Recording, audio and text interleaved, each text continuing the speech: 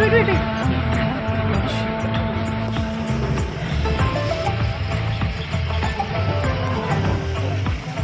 ദർശന 4 വർഷമാണ് നമ്മുടെ ഇവിടെ ഉണ്ടാവും. 4 academic years.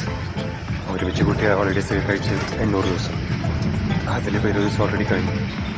നേരത്തെ പറയുന്നത് പിന്നീട് ആലോചിച്ച് റിഗ്രറ്റ് ചെയ്യാൻ എനിക്ക് താല്പര്യമില്ല. So coming straight to the point. I'm crazy about you. I fell in love with you the minute I saw you.